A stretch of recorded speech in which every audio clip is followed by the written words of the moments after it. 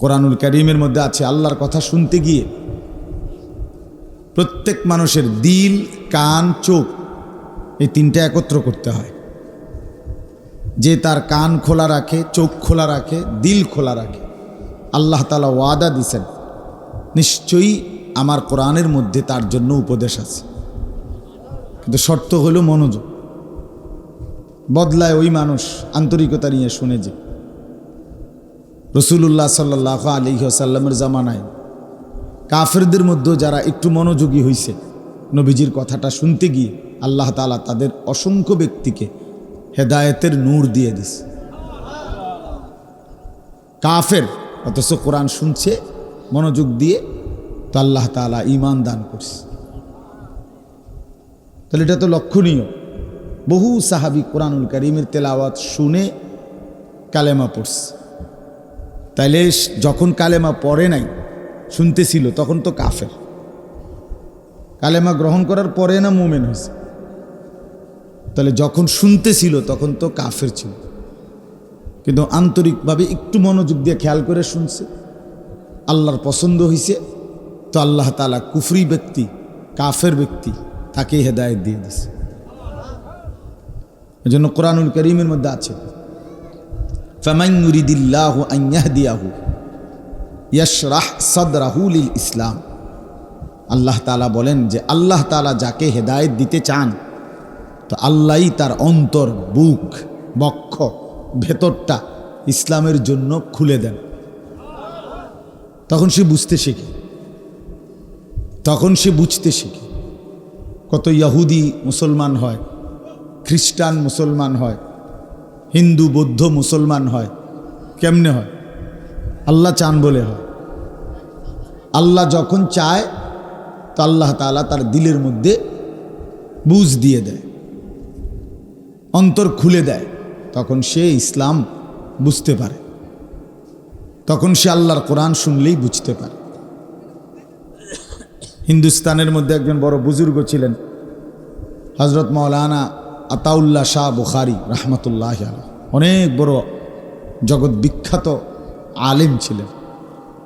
তো উনি যখন মজলিসে কোরআন শুনতেন, পড়তেন, বয়ান করতেন, আমরা কিতাবে পড়ছি যে উনি কোরআনুল কারীম যখন তেলাওয়াত করতেন, তখন বিধর্মী ব্যক্তিরা, হিন্দুরা ডানে বামে দাঁড়িয়ে ওনার কোরআনুল কারীম তেলাওয়াত শুনত।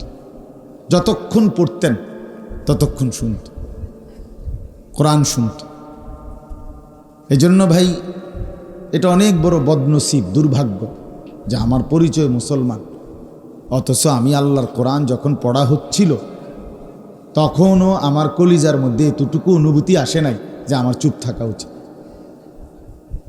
এটা চিন্তা করে দেখেন, মুসলমানের ওই ছেলের কত বড় মন্দ কপাল,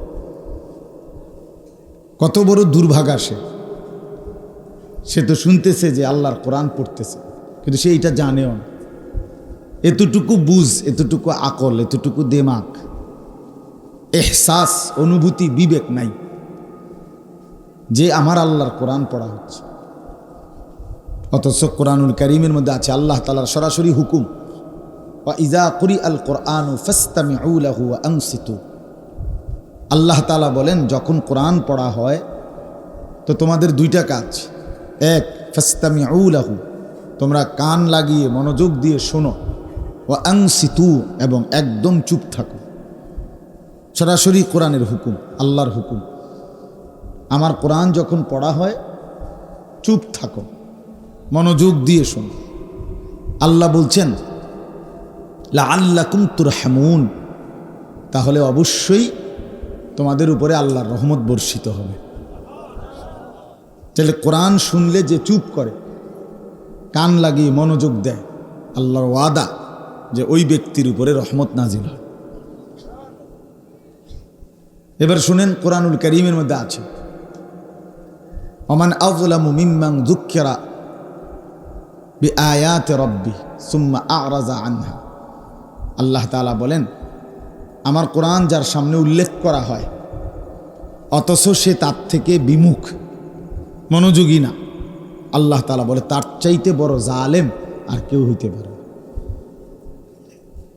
তার চাইতে বড় বেয়াদব আর কেউ না, তার চাইতে বড় জালেম নাফরমান সীমা লঙ্ঘনকারী আর কেউ না।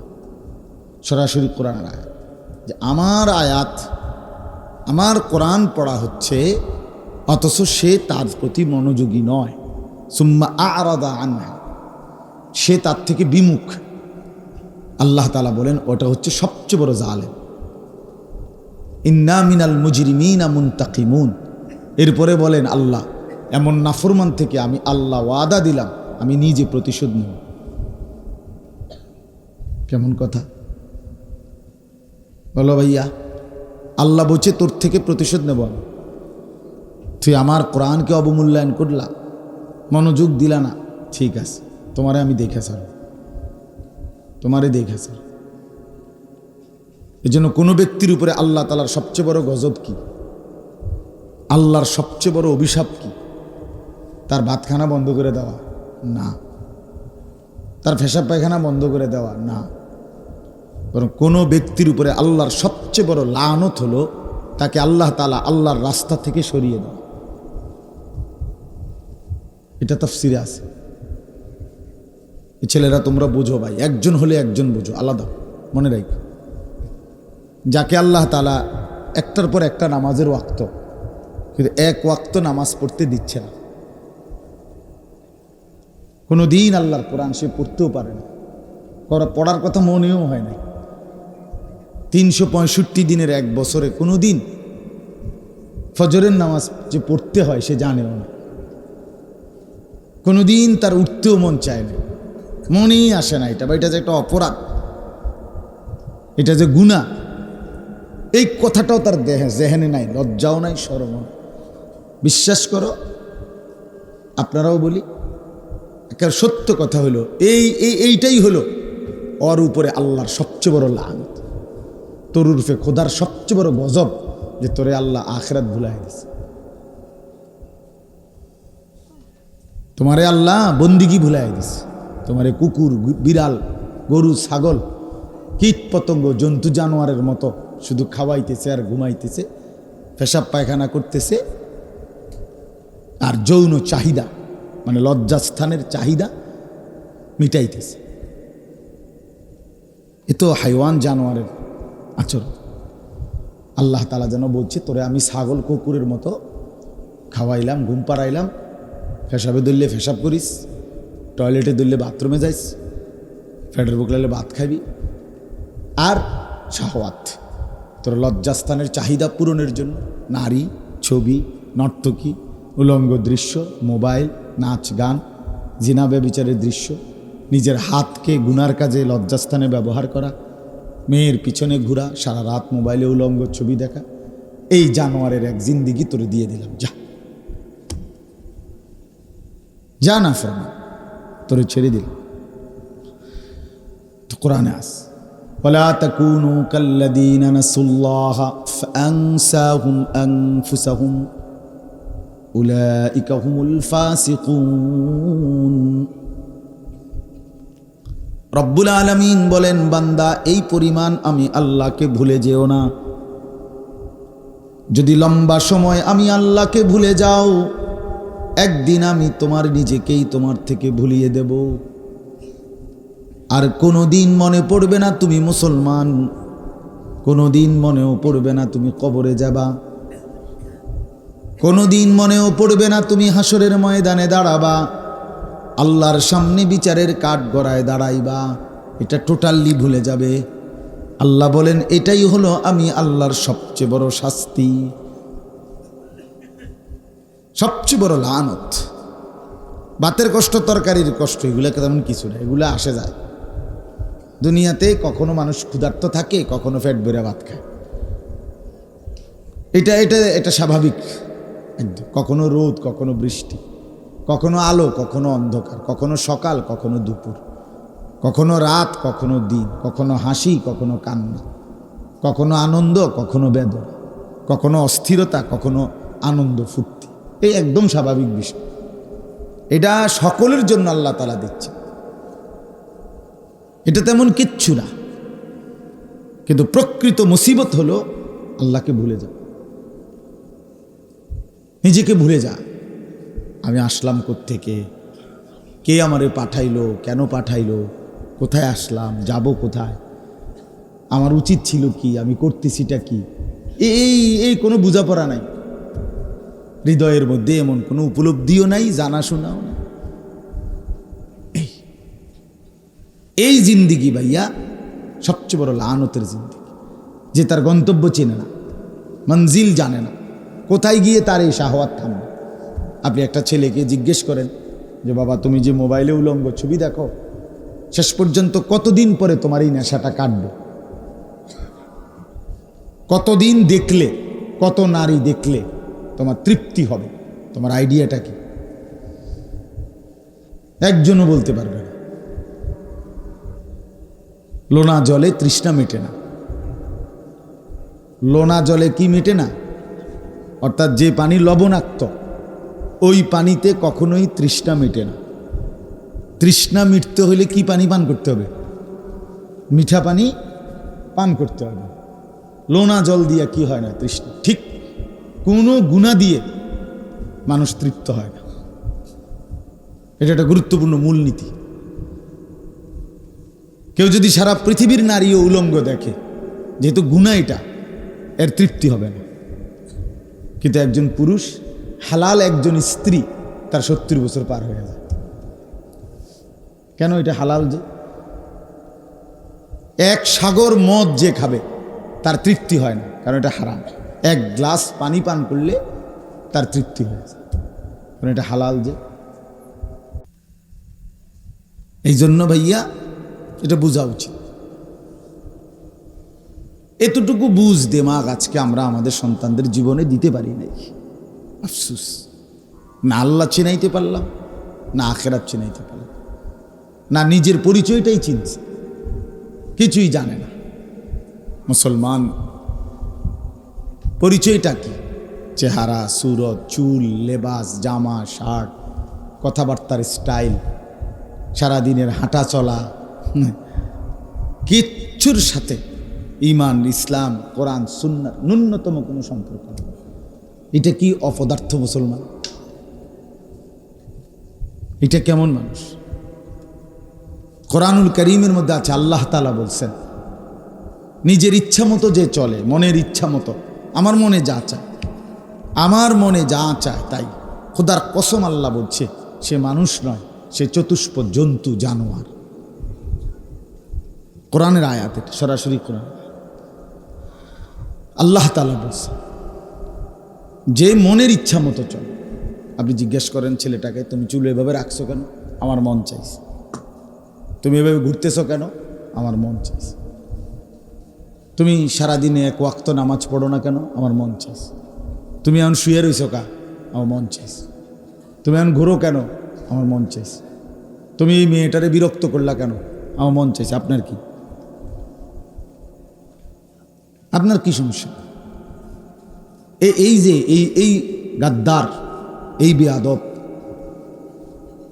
এই অপদার্থ, তারটা তো কোনো জিন্দিগি না। ওই কোনো মানুষের জীবন ধারণ করছে না। এই জন্য ছেলেরা, বাপ, কমপক্ষে কারো জন্য না বুঝলা, নিজেরটুকু বুঝো। আমার সবসময়ের কথা এটা। তোমারটাই ভাবো না, তুমি আপাদমস্তক মানুষ কিনা, মুসলমান কিনা, নিজের কমপক্ষে মানুষ এত বোকা তো হয় না।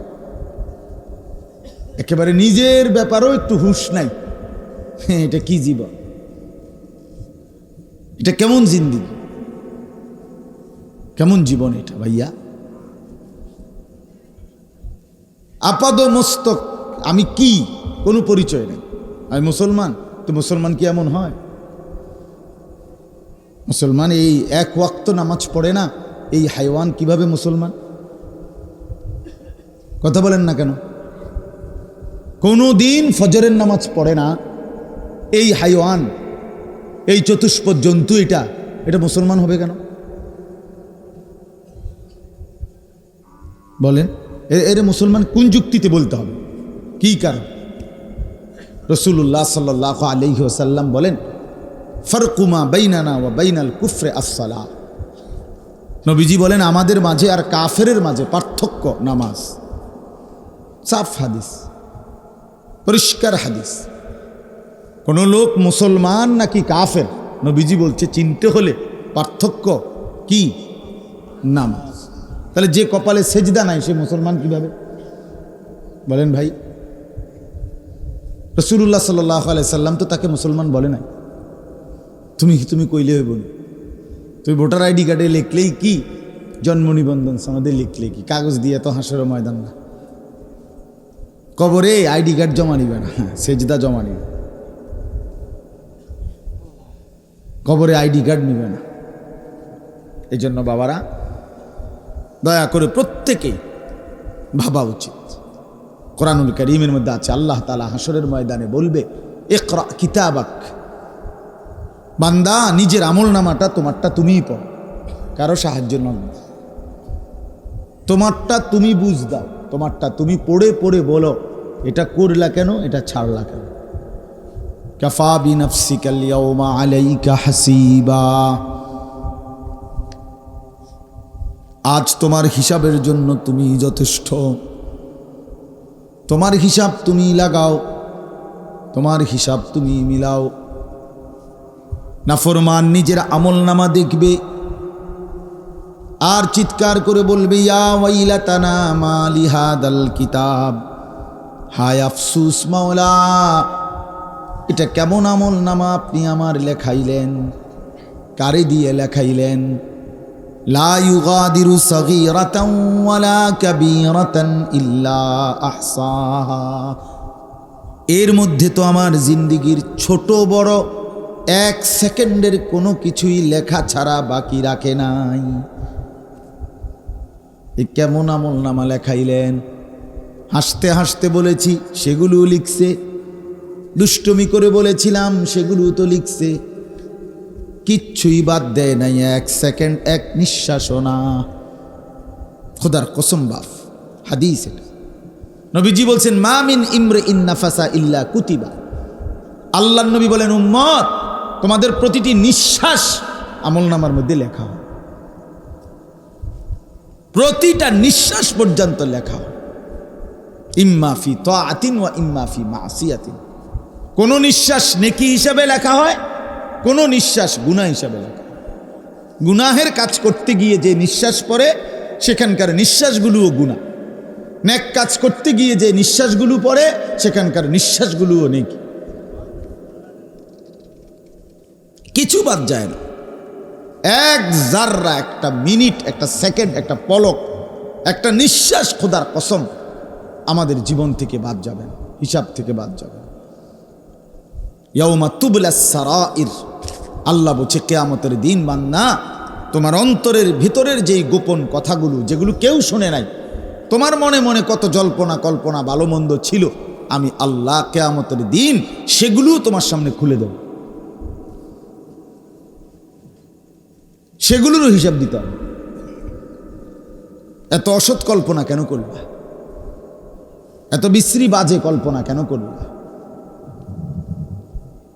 ইয়াউমা তুবলাস সারাইর আফালা ইয়ালামু ইদা বুসিরা মা ফিল কুবুর ওয়া হুসিলা মা ফিস সুদূর।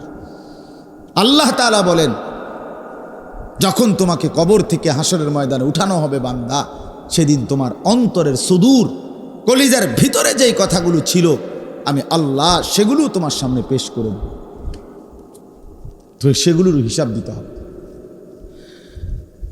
মা ইয়ালফিজু মিন কাউলিন ইল্লা লাদাইহি রাকিবুন আতীদ, আল্লাহ তাআলা বলেন বান্দা তোমার জবান দিয়ে যা কিছু বের হয়েছে আমি সব আলাদা লিখে রাখছি, সেগুলোর হিসাব দিতে হবে। ওয়া শাহিদা আলাইহিম সামউহুম ওয়া আবসারুহুম ওয়া জুলুদুহুম বিমা কানু ইয়ামালুন। আল্লাহ বলেন কিয়ামতের দিন তোমাদের চোখ, তোমাদের কান, তোমাদের সারা দেহের চামড়া, পুরা বডি, তোমাদের জিন্দেগির যাবতীয় কর্মকাণ্ড সম্পর্কে আমি আল্লাহর সামনে সাক্ষ্য দিব। হ্যাঁ ভাই, মোবাইলটা নামায় ফেলো, মোবাইলটা নামায় ফেলো, মোবাইলটা একটা মিনিট বন্ধ রাখো না, এই ফালতু জিনিসটা তো শেষ করলা জীবনটা। কারে বলি, গরুরে বলি না ছাগল রে বলি, খবর না, ব্যস্ত আছে মোবাইল নিয়ে। বলুক হুজুরের কথা, হুজুর বলুক। আমার মোবাইলে আমার এইটা নিয়েই ব্যস্ত, মানে এইটার মধ্যে উঠতে হইব সব কিছু। এইটারে হাতে একবার কায়দ করে শীত করে। আজকে যুবকরা, ছেলেরা তোমাদেরকে শেষ করে দিছে। বেঈমানের সবচেয়ে বড় সফলতা হলো যে তোমার পুরা ব্রেনটা মোবাইলের ভিতরে ঢুকাই দিছে, তোমার জিন্দিগিটা তুলে দিছে। এটা যে তোমার চুল, তোমার পোশাক, তোমার হাসি, তোমার স্টাইল, তোমার চিন্তা, তোমার চেতনা, তোমার ভিতরের কল্পনা, সব কিছু বড় মোবাইল। একটা মোবাইল আছে আর ছেলেটা আছে, আপনি শুধু তার মোবাইলটা ঠিকমতো যদি চলে এই নিশ্চয়তা দিতে পারেন, এরপরে যদি আপনি তারে আটলান্টিক মহাসাগরের ভিতরে নামাই দেন, মাঝখানে পর্বতের চূড়ায় একলা ছেড়ে দেন, অথবা আফ্রিকার গভীর জঙ্গলে দিয়ে আসেন, যে তোমার শুধু এতটুকু যে একলা থাকবা, তবে মোবাইলের চার্জ, এমবি এগুলো সব ঠিক থাকবে, তাহলে হে বলবো কোনো টেনশন নেই, আপনি নিশ্চিন্তে যান, আপনি নিশ্চিন্তে থাকেন। আমায় জেনে বয়াই দিয়েছেন, আমার এনেই পাইবেন। আমি নিজে দেখছি মিয়া, আল্লাহর ঘরে হজ্জে এই বছরও দেখছি, হজ্জে মহিলা পুরুষ স্বামী স্ত্রী তাওয়াফ করে আল্লাহর ঘরে, আর বাচ্চাটাকে, তাদের লগের বাচ্চাটারে একটা বড় মোবাইল দিয়ে দিছে, বাচ্চাটারে এক পাশে বসায় দিছে, বাচ্চা অনবরত গেমস খেলতেছে, আর হেরা আল্লাহর ঘর তাওয়াফ করে। বাচ্চাটা শেষ হয়ে যাইতেছে, হেরা আল্লাহর ঘর তাওয়াফ। হেদের হিসাব হইল যেই জিনিস তার হাতে ধরাই দিছি, না এনে যদি ভূমিকম্পও আসে সে জায়গার থেকে লড়তো না, কারণ তারা তো আসল মন্ত্র দিয়ে দিছে।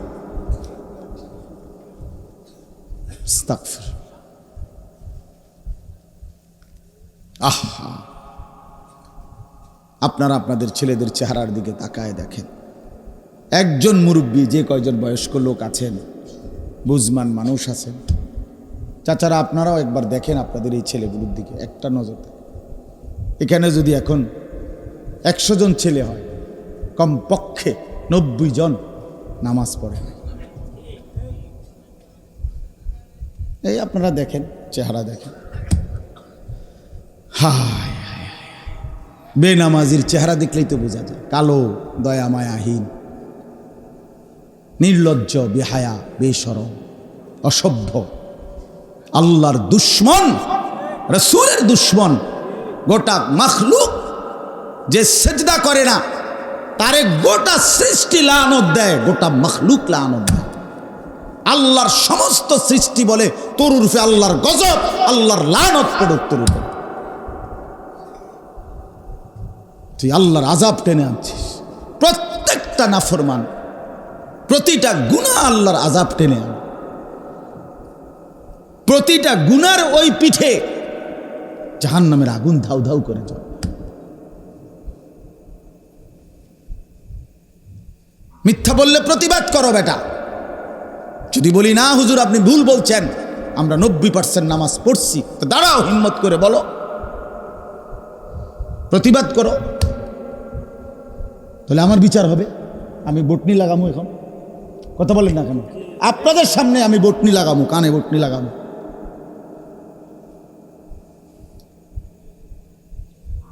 তোমাদের সামনে বটনি লাগামো, এখন আমার বিচার হবে। কেন নামাজ পড়লা না বাবা? এই মুসলমানের বাচ্চা, নামাজ পড়লা না কেন? কোন মার ঘরে জন্ম নিলা? কোন বাবার ঘরে জন্ম নিলা? একটা সেজদা দিলা না সারা দিনে। এত বড় বেশরম, এত বড় আল্লাহর দুশ্মন কেমনে হইলা কেন? কেমনে ঘুমাইবা এখন গিয়া? এখন কেমনে ঘুমাইবা? নেবে নামাজি, সারা দিনে এক ওয়াক্ত নামাজ পড়ো নাই যারা এখন ঘুমাইবা। ফেরেশতা যদি একটা লাথি মারে, আইসা একটা লাথি মারে যদি ফেরেশতা ধাম করে যে ওঠ ওঠ না ফরমান, কার জমিনে ঘুমাইলি? তোর আব্বার জমিন এটা? তখন কোরআনুল কারীমে আছে বন্ধু, অসংখ্য নাফরমান এই কোরআনে আছে যারা রাত্রি গভীরে ঘুমাইছিল। আল্লাহ বলেন আমার আযাব আসছে, ফাসবাহু ফি দারিহিম জাসিমিন। ভোরবেলা দেখা গেল তারা তাদের ঘরের মধ্যে প্রত্যেকে ছোট বড় কোলের বাচ্চা সহ পেটের বাচ্চা সহ উপুর হইয়া পইরা সব শেষ হয়ে গেছে। আদ জাতি, সমুদ জাতি, সালেহ আলাইহিস সালামের জাতি, শুআইব আলাইহিস সালামের জাতি। আল্লাহ বলেন আমার এক আযাব, রাত্রিবেলা আর ঘুম ভাঙে নাই। ফাসবাহু, এজন্য দোস্ত আমার, বন্ধু আমার, রাগ হইও না ভাইয়া। শুধু লজ্জা দেওয়া, কোনো ঝগড়াঝাটির কারণে না, মাকসাদ শুধু শরম দেওয়া না। আমি কোনো এমন না যে এখানে আমি কাজ্যা করে আইছি, ঠিক না? এমন কোনো বিষয় বেলে যে না বইছি আইজগা মাইক ফাইছি, তোমার ঘরে জুত মতো ফাইছি, আইজগা দুই আলাম, এটা তো এমন না। এটা তো আমার নির্বাচনের প্রতিপক্ষ না। তাইলে আমরা প্রত্যেকে ইনশাআল্লাহ ইনসাফের সাথে, ছেলেরা অনেক ছেলে বসছ, ইনসাফের সাথে ভাবো। এক এক এক মৃত্যু পথযাত্রী, যে মানুষ মৃত্যু শয্যায় থাকে, মুমূর্ষ, তখন মানুষ যে ওসিয়ত করে, যে কথাটা বলে, সন্তান যদি ডাকাইতে হয় তারপরও সে তার বাপের মৃত্যুর সময়ের কথাটাকে গুরুত্ব দেয় কি না? কারণ সে বলে যে এটা আমার বাবার ওসিয়ত। তো আল্লাহর নবী সাল্লাল্লাহু আলাইহি ওয়াসাল্লাম হাদিসে আছে, এই পৃথিবী থেকে যেদিন বিদায় নিছেন রবিউল আউয়ালের সোমবারে, খোদার কসম কিতাবে আছে, হাদিসে আছে, নবীজি যাওয়ার সময়, আল্লাহর কাছে ফিরে যাওয়ার সময় 23 বছর পরে, 63 বছরের হায়াতে শেষ যে কথা বলতে বলতে নবীজি পৃথিবী থেকে বিদায় নিছেন। আম্মা জান আয়েশা রাদিয়াল্লাহু তাআলা আনহা, নবীজির স্ত্রীর বুকে মাথা রাখা অবস্থায় নবীজি ইন্তেকাল করছেন। নবীজি বলছেন, আয়েশা আমি চলে গেলাম, ওই যে দেখো জিবরাইল, মালাকুল মউত আজরাইল দাঁড়িয়ে আছে, এখন আমার রুহু কবজ করবে। যাওয়ার মুহূর্তে আয়েশা তোমার মাধ্যমে আমি আবারও আমার উম্মতের জন্য বলে গেলাম আসসালাত, আমার উম্মতকে বইল যারা যেন নামাজ পড়ে। আমি রওজা পাকে খুশি হব।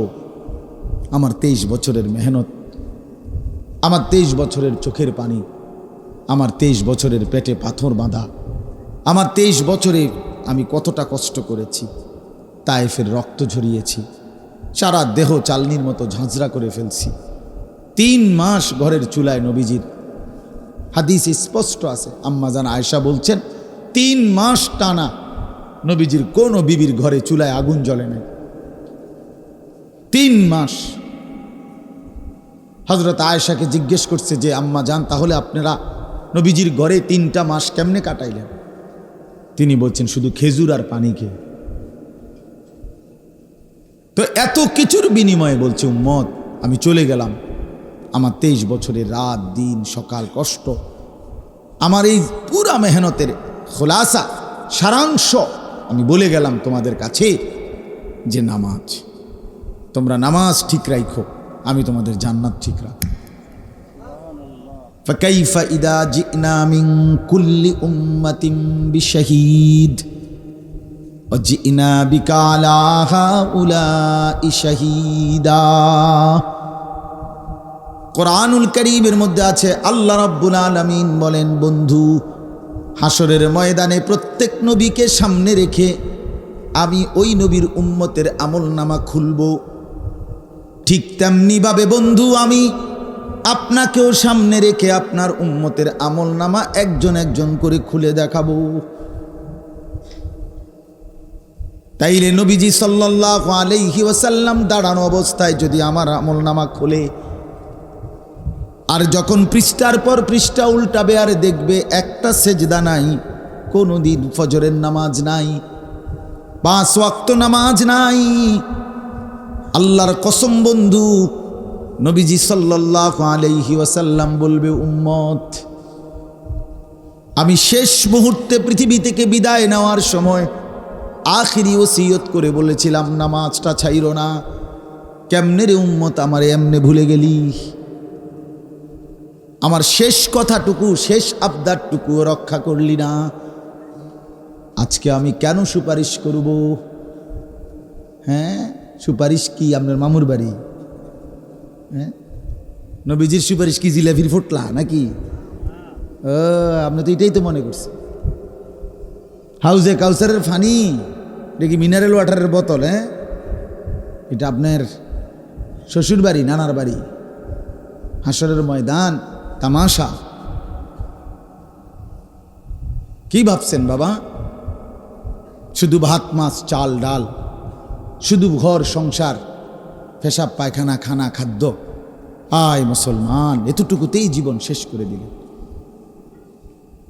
মাঝ বয়সী মানুষ একটা চা দোকানদারি করে, এক ওয়াক্ত নামাজ পড়ে না। একটা সামান্য অটো চালায়, এক ওয়াক্ত নামাজ পড়ে না। চটপুড়ি বেচে, ওমা এই নাফরমানে এক ওয়াক্ত নামাজ পড়ে না। বুট বাদাম বেচে, বন বিড়ি বেচে।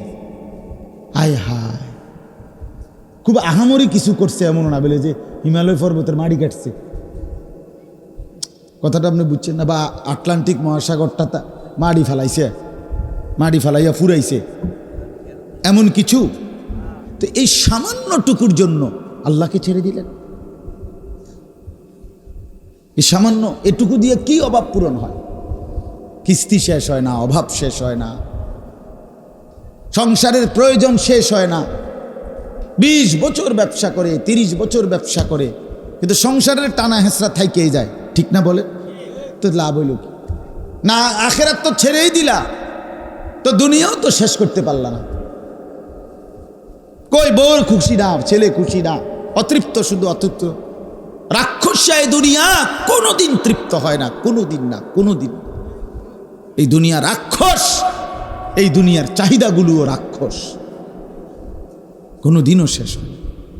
দুপুরের খানা খাইবার 6 ঘন্টার ভিতরে আবার রাক্ষসা পেট হা করে, আবার খিদা লাগে, আবার খিদা লাগে। এই জন্য প্রিয় বন্ধু আমার, বাবারা, মাঝ বয়সীও যারা, তাদেরকে বললাম, শুধুমাত্র খানা খাদ্য, বাজার ব্যবসা, ক্ষেত ফসল, দোকান চাকরি, এতটুকুই। আর খাইয়া পড়িয়া বউ বাচ্চা লইয়া চলতেছেন, শুধু খাইতেছেন, ঘুমাইতেছেন, এতটুকু জিন্দিগি না বাবা, এটা মুসলমানের জীবন না। আপনাদেরকে অনুরোধ করলাম, বয়স্ক যারা, এই বয়স্কদেরকেও বলি, আপনাদের কাছে অনুরোধ, আপনারাও অনেক বয়স্ক মানুষ আছেন যারা আপনাদের জীবনের এই শেষ সময়টা, সুন্দর হায়াত আল্লাহই দিছেন। আল্লাহ সবাইকে বুড়ো বানায় না। কোরআন শরীফে আছে, আল্লাহ বলছেন, আমি সব যুবক, সব কিশোর, সব বাচ্চাকে বৃদ্ধ পর্যন্ত পৌঁছাই না। সবাই বৃদ্ধ হয়? কথা বলেন না কেন? হ্যাঁ, কবরস্থানে 10 বছরের কোনো বাচ্চার কবর আছে? 18 বছরের, 20 বছরের, হ্যাঁ, তাগড়া জওয়ান কবরে চলে যায়। তো আল্লাহ তাআলা সবাইকে বৃদ্ধ পৌঁছায় না। তো যাকে আল্লাহ তাআলা বৃদ্ধ অবস্থায় পৌঁছাইছেন, সুযোগ দিছেন আল্লাহ তাকে, ওমা সেই মানুষগুলো, বয়স্ক লোক, 60 বছর, 50 বছর, এই কাম শুধু একটাই, বিকাল থেকে নিয়ে রাত পর্যন্ত চা দোকান, বিড়ি, সিগারেট, বুট বাদাম, আর টেলিভিশনে নর্তকীর নাচ দেখা, আর পরের গীবত, সমালোচনা, খালাস। হায় হায় রে বুড়া মিয়া, এই বিড়ি খাওয়ার জন্য বুঝি আল্লাহ তাআলা শেষ হায়াতটা দিছে। ছি ছি ছি ছি ছি। 60 বছর পরেও যার এতটুকু হায়া শরম হয় নাই যে আমি মুসলমান, বয়স্ক হয়ে গেছি, আজও আমি বিড়ি সিগারেটের অভ্যাসটা, চা দোয়ানে বেডি সাউনের অভ্যাসটা আমার এখনো গেল না। আমার কি পরিমাণ অসভ্য লোক এটা! এবারটা কি পরিমাণ শরমহীন, চিন্তা করে দেখেন। আপনি জিজ্ঞাসা করেন সামনে গিয়া, নাইলে যে চাচা আপনার হায়া আছে কিনা, আপনার ভিতরে কোনো লজ্জা শরম আছে কিনা। নাইতে এতটা বয়স্ক মানুষ আপনি কেন এখনো টেলিভিশনে নর্তকীর নাচ দেখেন? কোন লজ্জায়? আপনার শরম হইব কোন দিন? কি 600 বছর পরে? কথা বলেন না। আমরা পৃথিবীতে তো স্বাভাবিকভাবে 600 বছরের পরে মারা যাই, ঠিক না?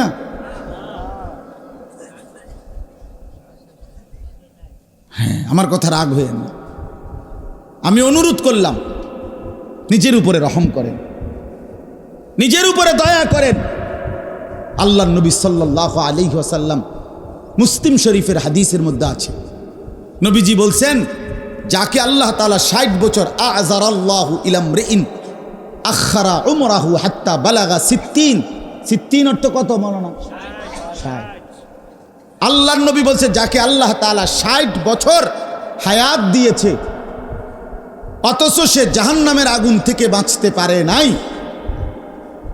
জান্নাতের পুঁজি কামাই করতে পারে নাই, খোদার কসম নবী বলছে ওই ব্যক্তিকে হাসরের ময়দানে আল্লাহ তাআলা দাঁড় করিয়ে একটি কথা বলার সুযোগ দিবেন না, বরং দাঁড় করাইয়াই যদি 60 বছরও যে ব্যক্তি গুনার মধ্যে কাটাইছে, খোদার কসম নবী বলছে আল্লাহ তাআলা তারে হাসরের ময়দানে দাঁড় করাইয়াই ফেরেশতারে বলবে ফিট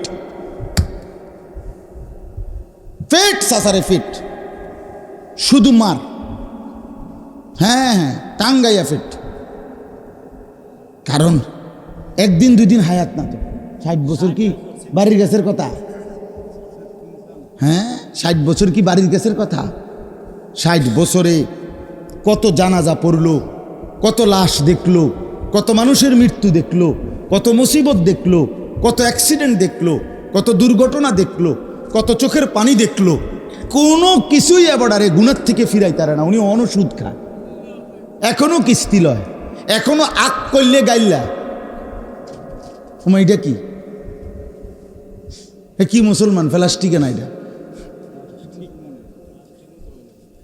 তো কি মানুষ?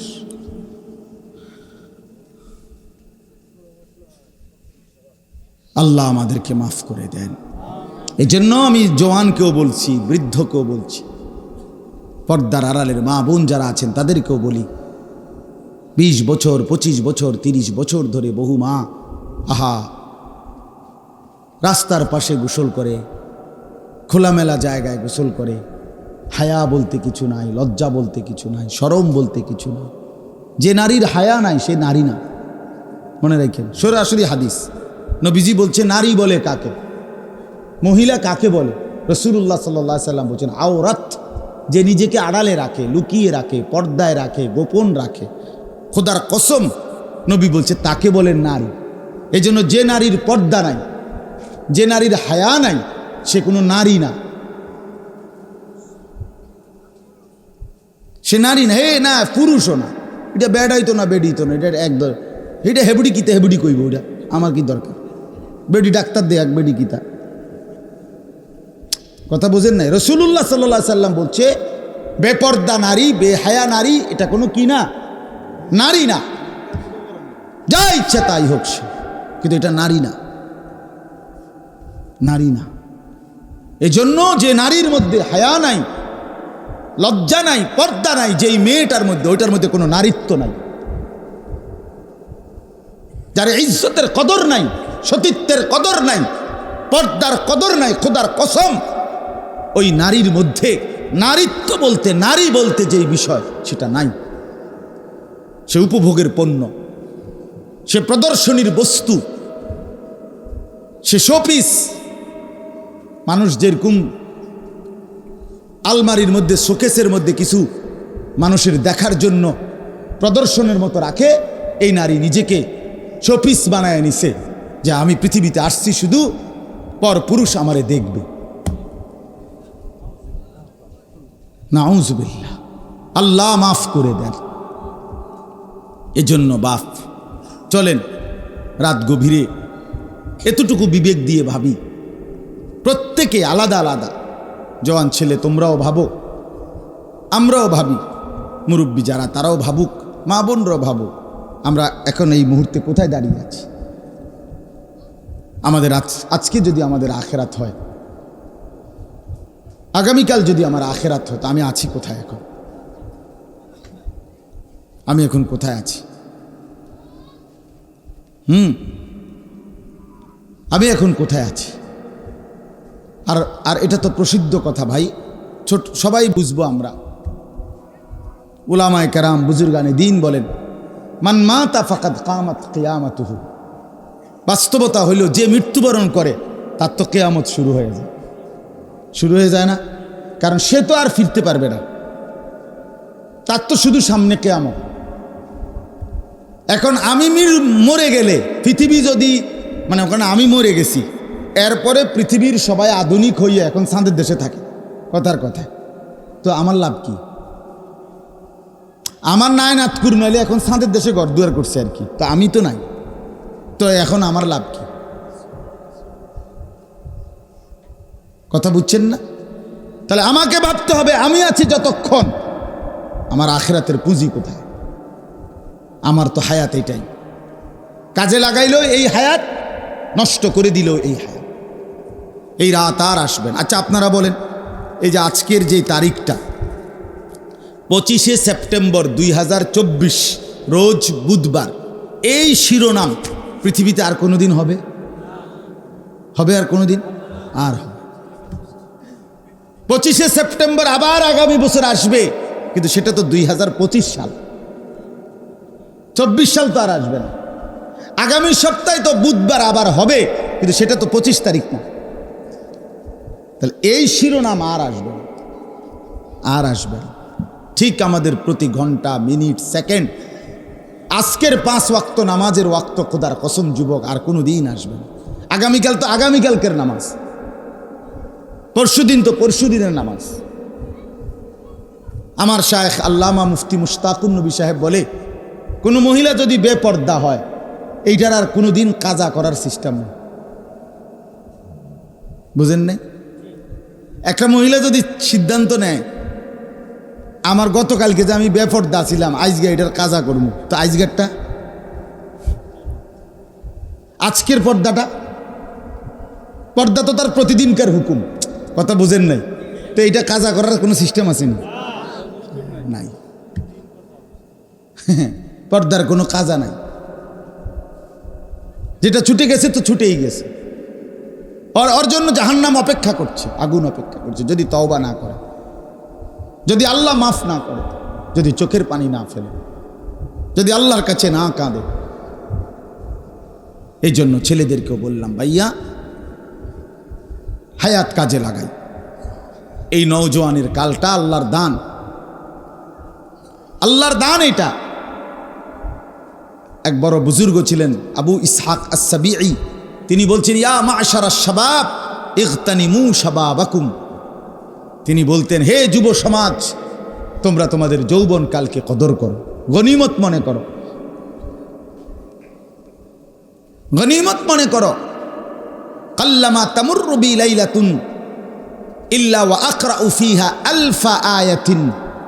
তিনি বলেন, আমি যৌবনকালে, উনি উনার জীবনী বলছে, দেখো যুবক, আমি উৎসাহের জন্য তোমাদেরকে বলি, আমার যৌবনকালে আমি এমন বহু রাত গেছে, যেই রাতে এক দাঁড়ানোতে, এক রাকাতে 1000 আয়াত কোরআনুল কারীমের একসাথে তেলাওয়াত করছে। যে যৌবনকে কদর করো, যৌবনে যদি চাও সারা রাত জেগে থাকতে পারবা, যৌবনকালে চাইলে সারা রাত বন্দিগি করতে পারবা, যৌবনে চাইলে সারা দিন বন্দিগি করতে পারবা, যৌবনে চাইলে আল্লাহকে রাজি খুশি করে আল্লাহর আরশের নিচে ছায়া নিয়ে নিতে পারবা। এই জন্য আমরা যদি খেয়াল করি, আমরা যদি প্রত্যেকে নিজ নিজ জায়গা থেকে ফিকির করি যে আমি কমপক্ষে আমার আখিরাতের কি পুঁজি করলাম। আল মালু ওয়াল বানুনু জিনাতুল হায়াতিদ দুনিয়া। আল্লাহ তাআলা কোরআনে বলেন, বান্দা শুনো, তোমার সম্পদ এবং তোমার বংশধর এরা শুধুই কেবল দুনিয়ার কিছুক্ষণের সৌন্দর্য, জিনাত, দুনিয়ার ফুল, এগুলো ফুলের মতো। তোমার স্ত্রী, সন্তান, তোমার অর্থ সম্পদ, এগুলা ফুলের মতো। ওয়াল বাকিয়াতুস সালিহাত খায়রুন ইনদা রাব্বিকা সাওয়াবান ওয়া খায়রুন আমালা। আল্লাহ বলেন, আর আল্লাহর কাছ থেকে যদি কোনো কিছু পেতে চাও, বিনিময়, সওয়াব, প্রতিদান, নেকি, বিনিময়, তো আল্লাহ বলে, তাহলে বান্দা এই মাল এবং সন্তানাদি নয়, বরং as-সালিহাত, নেক আমল তুমি জমা করো, তো সেটাই তুমি তোমার আল্লাহর কাছে কবর, হাসর, আখিরাতে আল্লাহর হাত থেকে তুমি সরাসরি ফেরত পাইবে। আজকের এই সেজদা আমি যেন আমার মালিকের হাতে জমা দিই, আজকের রুকু আমি আমার আল্লাহর হাতে জমা দিলাম। আল্লাহ যেন ওয়াদা দিছে, বান্দা শোন, আমারে দিয়ে রাখ, আমি হাসরের ময়দানে বান্দা গুনে গুনে হিসাব করে তোমার নেকি তোমারে তুলে দেব। ওয়ালানাজজিয়ান্নাহুম আজরাহুম বিআহসানি মা কানু ইয়ামালুন। সুবহানাল্লাহ। আল্লাহ বলে বান্দা তোমার প্রতিটা ঈমান নেক আমল আমি আল্লাহ ওয়াদা দিলাম হাসরের ময়দানে আমি আল্লাহ তোমার প্রত্যেকটা আমলের সবচেয়ে সুন্দর উত্তম বিনিময় দেব। মজার কথা হইল তাফসিরের মধ্যে আছে আখিরাতে আল্লাহ তাআলা বান্দার আমলের বিনিময় যখন দিবে, নেক আমলের বিনিময়, তখন প্রতিটা নেক আমলের মধ্যে যতটা করছে ওর মধ্যে যেটা সবচেয়ে সুন্দর হইছে ওইটার সমপরিমাণ সবগুলোরে বানাইয়া এরপর আল্লাহ তাআলা নেকি দান করে। বুঝেন না? আপনারা কথাটা বুঝেন না, আমি বুঝাই।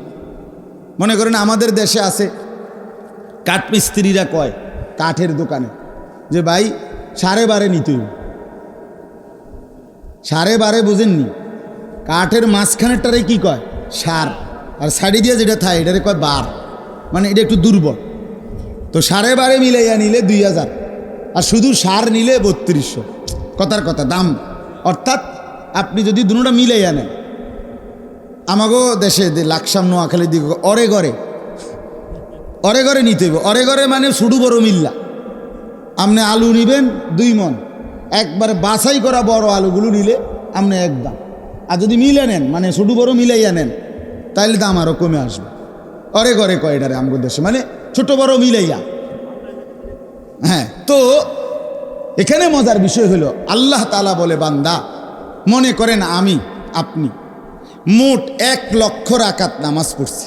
কথার কথা 1 লক্ষ রাকাত, তাহলে আমার নামাজ কয় রাকাত? এই আল্লাহ তাআলা যখন নেকি দিবে, হাসরের ময়দানে পুরস্কার দিবে, ওফ সুবহানাল্লাহ, কি করবে আল্লাহ? এই 1 লক্ষ রাকাতের মধ্যে যেই রাকাতটা সবচেয়ে সুন্দর হইছে আল্লাহ তাআলা এইটারে ধইরা এইটার সমান বাকিগুলোরও বানায় ফেলবে। অরে করে না, সবটারে সার বানাই হগলতের একরকম না।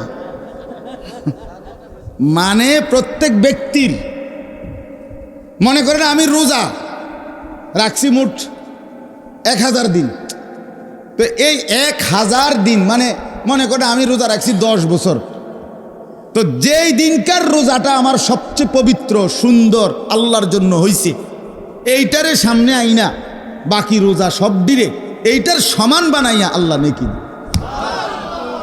বুঝছেননি কথাটা? অনেক সুখের বিষয়, অনেক মজার বিষয়। ওয়ালানাজজিয়ান্নাহুম আজরাহুম বিআহসানি মা কানু ইয়ামালুন। আল্লাহ বলেন বান্দা যা কিছু নেক আমল করেছিলে আমি আল্লাহ তাআলা সবচেয়ে সুন্দরটাকে মূল ধরে নিয়ে বিনিময় দেব, বিনিময় দেব। এজন্য বন্ধু আমার, হায়াত তো এমনিতেই চলেই যাবে, সুখে কিংবা দুঃখে, হাসি কিংবা আনন্দে। রাত তো ফুরিয়েই যাবে, প্রতিটা রাত ভোর হয়ে যায়, প্রতিটা দিন রাত হয়ে যায়। কিন্তু খোদার কসম বন্ধু, কবরের অন্ধকার যদি শুরু হয়, আখিরাতের কষ্ট যদি শুরু হয়, আর কোনো দিন শেষ হবে না। আজকের রাত যার বাসর রাত তারও তো ভোর হবে, আজকের রাত যার ফাঁসির রাত তারও তো ভোর হবে। সব রাত শেষ হয়ে যায়, রাত থেমে যায় না, দুনিয়া থামে না, দুনিয়া চলেই যায়, কিন্তু আখিরাত কোনো দিন শেষ হবে না। বুঝেন নাই? এখন যে মদের আড্ডায়, তার রাত ভোর হবে নি আজকে। এখন যে সেজদা দিবে রাত্রে তাহাজ্জুদের মধ্যে, তার ভোর হবে নি। এজন্য বন্দিগির রাতও শেষ হয়, নাফরমানির রাতও শেষ হয়, সুখের রাতও শেষ হয়, দুঃখের রাতও শেষ হয়, কিন্তু আখিরাত। ইন্নাল মুজরিমিনা ফি আযাবি জাহান্নাম খালিদুন। আল্লাহ বলে নিশ্চয়ই পাপী নাফরমান জাহান্নামের আযাবের মধ্যেই থাকবে চিরস্থায়ী। লা ইউফাত্তারু আনহুম। আল্লাহ বলে বান্দা জাহান্নামীকে 1 সেকেন্ডের জন্য জাহান্নামে কোনো বিরতি দেয়া হবে না, 1 সেকেন্ডের বিরতি মিলবে না। অহুম ফীহি মুবলিসুন। আল্লাহ বলেন বান্দা জাহান্নামী জাহান্নামে অনন্তকালের জন্য বিষণ্ণ মলিন চেহারা হয়েই পড়ে থাকবে। লক্ষ কোটি বছরে কোনোদিন চেহারায় মুখে হাসি ফুটবে না। আবারও বলছি, বন্ধুদের খপ্পরে পড়ো না। সমবয়সী বন্ধু বরবাদ করে দেয়।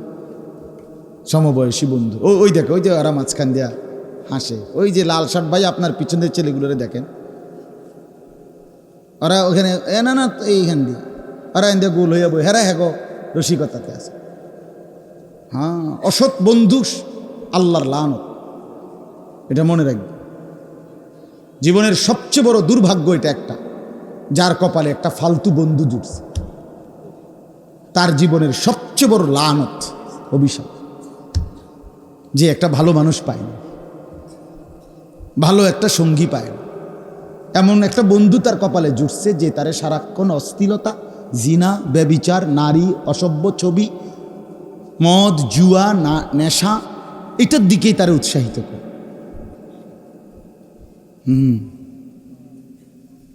আবার ওইটা হলো সবচেয়ে উত্তম কপাল তার, যার কপালে একটা ভালো বন্ধু জুটছে, যে তাকে সারাক্ষণ আখিরাত মনে করে, পরকাল মনে করে। আল আখিল্লাউ ইয়াওমাইদিন বা'দুহুম লিবা'দিন আদুউন ইল্লাল মুত্তাকুন। কোরআনুল কারীমে আল্লাহ বলেন, সমস্ত বন্ধুরা কিয়ামতের দিন একে অপরের শত্রু হয়ে যাবে, কেবল ঈমানের বন্ধু, তাকওয়ার বন্ধু, আল্লাহর বন্দেগীর জন্য যাদের মধ্যে বন্ধুত্ব ছিল তারা ছাড়া বাকিরা সব দুশ্মন হবে, আদুউন, সব শত্রু হয়ে যাবে।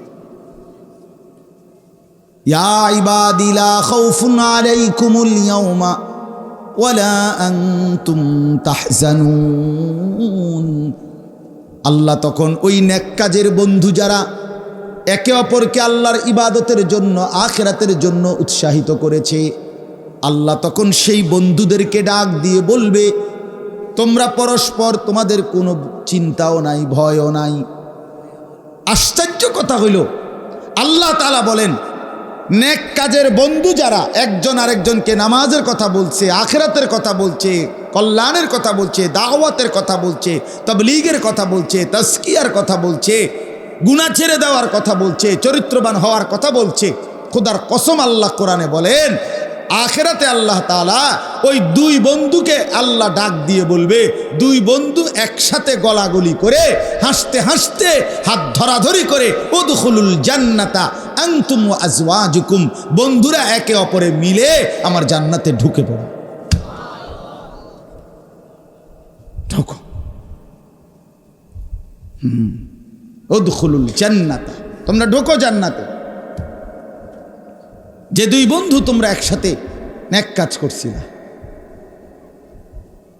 আল্লাহর ইবাদত করছিলা, আখিরাতের কথা বলছিলা, এই বন্ধুত্ব কাজে আসো। আর অন্য বন্ধুত্ব কাজে আসবে না। তোমরা ছেলেরা তোমাদের উপরে আল্লাহর দোহাই নষ্ট হইও না, শেষ কথা আমার, নষ্ট হইও না। আজকে তোমাদের অধিকাংশ ছেলেদের অভিভাবক নাই, তোমাদের মা বাপ জানে না মানুষ কিভাবে গড়তে হয়, জানে না, জানেই না, না না ওনারা জানে না। ওনাদের হিসাব হইল খাইয়া ফইরা কোনো রকম দেশে থেকে ফারক, বিদেশে যাইয়া ফারক, টাকা রোজগার করতে পারলে উনি নিশ্চিন্ত, হালাল হারাম নিয়ে কোনো টেনশন না, টাকা কামাই করতে পারলে। এই জন্য ছেলে পেলেরা সে দেখে তার বাবার চলাফেরা, মায়ের চলাফেরা, সংসারের কেউ কারোর সাথে কোনো বন্ধন নাই, কার কি পরিকল্পনা কেউ জানে না। মার চিন্তা একরকম, বাবার চিন্তা একরকম, ভাইয়ের চিন্তা একরকম, বোনের চিন্তা আরেক রকম। এই জন্য ভাই, একজন ছেলেও যদি বুঝে থাকো তো আমার এক সার্থক।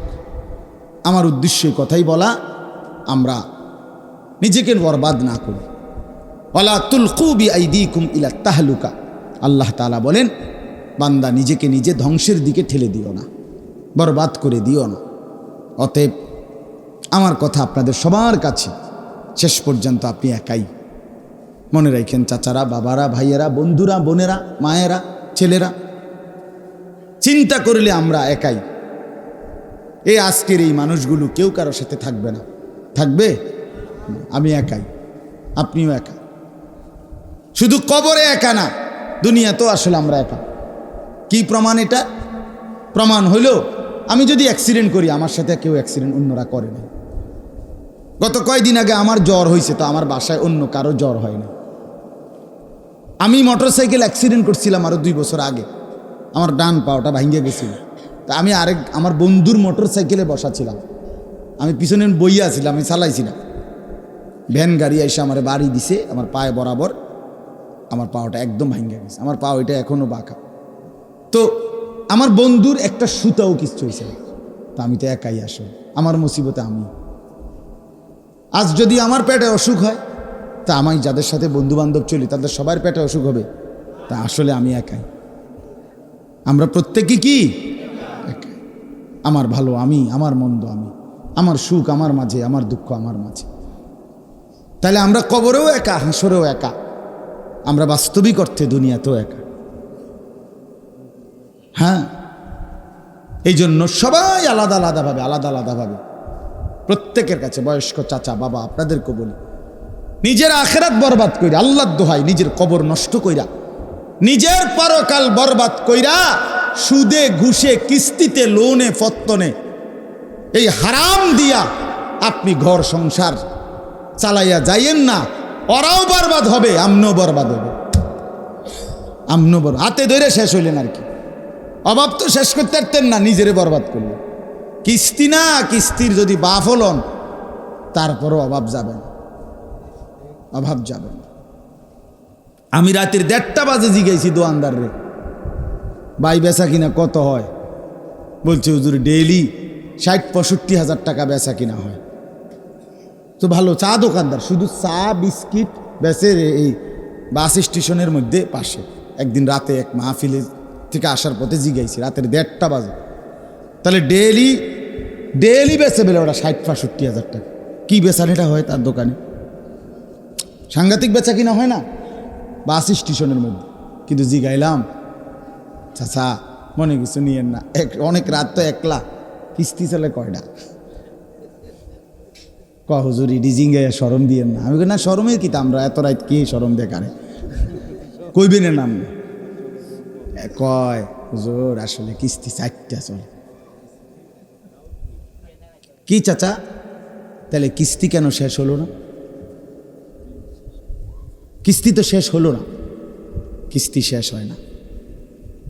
ওই আগের কথা, লোনা জলে কি হয় না, কথা বলেন না কেন? এই জন্য গুনাহের দ্বারা কি হয় না, অভাব মিটে। সুদ খাওয়া গুনাহ কিনা, কিস্তি নেওয়া গুনাহ কিনা, হারাম টাকা নেওয়া গুনাহ কিনা? তো গুনাহ দ্বারা কি হবে না, অভাব মিটবে না। আল্লাহ তাআলা আমাদেরকে তৌফিক দান করেন। আল্লাহ আপনাদের সবাইকে ভালো রাখেন। আজকে যেই ছেলেরা এই মাহফিলের আয়োজন করেছেন, আল্লাহ তাআলা সকলকে উত্তম বিনিময় দান করেন। আমরা আল্লাহকে মনে রাখি, রাসূলুল্লাহ সাল্লাল্লাহু আলাইহি ওয়াসাল্লামকে অনুসরণের মাধ্যমে ভালোবাসা দরকার, সুন্নাতের মাধ্যমে ভালোবাসা দরকার। আমি যে আয়াতটা পড়ছি এখানে আল্লাহ তাআলা এটাই বলছে, লাকাদ মান্নাল্লাহু আলাল মুমিনিনা ইদ বাআসা ফীহিম রাসূলাম মিন আনফুসিহিম। এই শুধু তর্জমাটা শোনেন, তাইলেই বুঝবেন। আল্লাহ তাআলা বলছে, হে মুমিন বান্দারা, আমি তোমাদের উপরে সবচেয়ে বড় যেই দয়াটা করেছি সেটা হলো আমার রাসূল, আমার বন্ধু তোমাদেরকে দিয়েছি। ভাত মাছ চাল ডাল, এই দুনিয়ার অর্থবিত্ত সম্পদ, আল্লাহ বলে হে আমার ইমানদার বান্দা, এগুলো তোমার জন্য বড় নেয়ামত না, এটি আমি সবাইরে দিই। গরু ছাগল কুকুর বিড়াল, হিন্দু বৌদ্ধ ইহুদি খ্রিস্টান নাস্তিক মুরতাদ, এগুলো আমি সবাইকে দিই। কিন্তু তোমারে আমি আলাদা কি দিছি জানো? আমার রসুল, আমার বন্ধু, আমার কলিজার টুকরা তোমারে দিয়ে দিছি। তোমাদের জন্য আমি নবীকে দিছি, আমার রসুলকে দিয়েছি, আমার বন্ধুকে দিয়েছি। আল্লাহ বলেন কেন দিলাম? তিনি তোমাদেরকে 3টা কাজ করে দিবে। নবীজি কেন আসছেন পৃথিবীতে? আল্লাহ বলছে 3 উদ্দেশ্য। 1, ইয়াতলু আলাইহিম আয়াতিহি, তিনি তোমাদেরকে আমার কোরআন তেলাওয়াত করে শেখাবেন। 2, ওয়ায়ুযাক্কিহিম, তিনি তোমাদের অন্তরের সমস্ত দোষ ত্রুটি থেকে তোমাদেরকে পবিত্র করে পবিত্র অন্তর বানিয়ে দেবেন। 3, ওয়া ইউআল্লিমুহুমুল কিতাবা ওয়াল হিকমা, কোরআন এবং সুন্নাহর আলোকে, কোরআন এবং সুন্নাহর আলোকে হাতে কলমে তিনি তোমাদের জীবন সাজিয়ে দেবেন, গড়ে দেবেন। এই হলো নবী আগমনের 3 উদ্দেশ্য। 1, কোরআনুল কারীমের তেলাওয়াত। 2, অন্তর পবিত্র করা। 3, কোরআন সুন্নাহর আলোকে জীবন সাজিয়ে দেওয়া। ওয়া ইন কানু মিন ক্বাবলু লাফি যালালিম মুবিন, আল্লাহ তাআলা বলেন, শোনো, এই 3টি অর্জন যার নাই সে সুস্পষ্ট পথহারা, গোমরা গোমরা গোমরা। যালালিম মুবিন, স্পষ্ট কি গোমরা। কি নাই? যার মার কাছে 3টা নিয়ামত নেই। 1, কোরআনুল কারীমের তিলাওয়াত। যে মুসলমান আল্লাহর কোরআন দেখে দেখেও পড়তে পারে না, ওই পথহারা। যে মানুষ তার অন্তর পবিত্র রাখে না গুনাহ থেকে, অসৎ অভ্যাস থেকে, সে পথহারা, গোমরা। যে কোরআন সুন্নাহর আলোকে নিজের জীবন সাজাইবার চেষ্টা করে না, আল্লাহ বলছে সে গোমরাহ, পথভ্রষ্ট। এজন্য রাত গভীরে প্রত্যেকে নিয়ত করি, ইনশাআল্লাহ আমরা আল্লাহ এবং তার রসুলের হুকুম মতো চলার চেষ্টা করব। বলেন ইনশাআল্লাহ। আর যুবক ভাই, তোমাদের কাছে আমার শেষ আবারও অনুরোধ, তোমরা নামাজ পড়ো। এই বন্ধুর কথা মনে রাখো, নামাজ পড়ো, নামাজ পড়ো। ইমাম হুসাইন রাদিয়াল্লাহু তাআলা আনহু কারবালার প্রান্তরে শেষ কিতাবে আছে, 10ই মুহররম কারবালার প্রান্তরে শেষ যুদ্ধের পূর্ব মুহূর্তে উনি যখন একা ময়দানে লড়াই করতেছিলেন, পুরা আহলে বাইত ওনার সবগুলো সদস্য পুরুষ শহীদ হয়ে গেছেন, একা যখন ময়দানে দাঁড়িয়ে, আমরা কিতাবে পড়ছি, উনি ওই দুশ্মনের দিকে তাকাইয়া বলছিল যে জোহরের ওয়াক্ত হইছে, তোমরা আমারে জোহরের নামাজটুকু আদায় করতে দাও, আমি আবার যুদ্ধ করব এরপর। তখন ওই পাশ থেকে সিমার জিল জাউশান, এই দুশ্মন বলছিস, হুসাইন তোমারে জোহর পড়তে দেয়া হবে না, জোহরের নামাজের আগেই তোমার শরীর থেকে গর্দান আলাদা করে ফেলা হবে। তখন হজরত হুসাইন রাদিয়াল্লাহু তাআলা বলছেন, আল্লাহর কসম সিমার, তোর যা মন চায় তুই তাই কর, আমি নিয়ত বাঁধলাম, আল্লাহু আকবার। তো রক্তের উপরে দাঁড়িয়ে আল্লাহর যুদ্ধের ময়দানে সর্বপ্রথম মালিককে সেজদা করছে, এরপরে জীবন দিয়ে শহীদ হয়ে গেছে। হযরত ওমর রাদিয়াল্লাহু তাআলা আনহুকে 10.5 বছর পরে মুসলমানদের খলিফা ছিলেন তিনি, ওমর, ফজরের নামাজের ওয়াক্তে ছদ্মবেশী এক কাফের অগ্নিপূজক ওমর রাদিয়াল্লাহু তাআলা কোমরে ছুরি মারছে ফজরের নামাজের প্রথম রাকাতে। ওমর রাদিয়াল্লাহু তাআলা তখন ইমামতি করতেছিলেন। ওমর রাদিয়াল্লাহু তাআলা প্রথম কাতার থেকে একজন সাহাবীকে এনে ইমামের জায়গায় দাঁড় করিয়ে এরপরে পাশে সরে গিয়ে বললেন, আব্দুর রহমান, আগে নামাজ আদায় করো, তারপরে আমার এই ধৈর্য। কিতাবে আছে ওমর রাদিয়াল্লাহু তাআলা কাঁটা মুরগির মতো তরফাইছে, রক্তে ভেসে গেছে, কিন্তু সাহাবায়ে কেরাম আগে নামাজ আদায় করছে। ওমর বলছে আগে নামাজ শেষ করো। এই জন্য ভাই সবাই মিলে ইনশাআল্লাহ নামাজ আদায় করবো তো ইনশাআল্লাহ। ছেলেরা, আল্লাহ তাআলা সবাইকে তৌফিক দেন, আজকের এই মাহফিল কবুল করে নেন। আলহামদুলিল্লাহি রাব্বিল আলামিন। আল্লাহুম্মা আনতাস সালামু মিন রব্বুল আলামিনের অপরিসীম ইহসান, মেহেরবানি, দয়া। আল্লাহ তাআলা আমাদেরকে আজ 25 সেপ্টেম্বর 2024 রোজ বুধবার বিবাড়িয়া জেলা নবীনগর উপজেলাধীন শাহবাজপুর দক্ষিণ মধ্যপাড়া আলহেরা যুব সংগঠনের উদ্যোগে কবরবাসীদের রুহের মাগফিরাত কামনার্থে 3য় বার্ষিক ওয়াজ ও দোয়ার মাহফিলে আল্লাহ তাআলাই আমাদেরকে আসবার, বসবার, আল্লাহর জন্যই জমা হওয়ার তৌফিক দান করেছেন। এজন্য সকলেই বলি আলহামদুলিল্লাহ। সবাই মিলে আসলে একটু সময় যদি আমরা সবর করি, একটু সময় যদি চুপ থাকি, তো ভাইয়া সবার জন্য ভালো হবে। আমার জন্য বরকত হবে, আপনাদের জন্য বরকত হবে। এই জন্য নওজোয়ান ছেলে তোমরা যারা দাঁড়িয়ে আছো, কষ্ট করে অল্প একটু সময়ই বসো, সামান্য কিছুক্ষণ সময় রাত অনেক হয়েছে। নবীনগর উপজেলাটা আসলে অনেক বড়। বাস্তবতা হলো আমি এটা আন্দাজে করতে পারি না যেটা কত বড়, মানে এতটা ভিতরে আমার কাছে অবাক মনে হয়েছে। মানে আমার আইডিয়া ছিল না যে এই এত ভিতরে আসতে হবে। এরপর আবার ওই দিক দিয়ে যখন আপনার যাই, ওই কুড়ে ঘর, তারপরে হ্যাঁ বিটগড়, শিবপুর, ওইগুলোও নবীনগর। কি আশ্চর্য, কোথায় ওই অঞ্চল, কোথায় এই অঞ্চল, বিশাল বড় নবীনগরের সব, যার ফলে দূরত্বটা আন্দাজে করতে পারি নাই, ফলে আমার অনেকটা দেরি হয়ে গেছে। বৃষ্টি বাদলের কারণে সব জায়গায় রাস্তা ভাঙ্গা। এই জন্য আমি নিজেও চাচ্ছি না অনেক রাত করতে।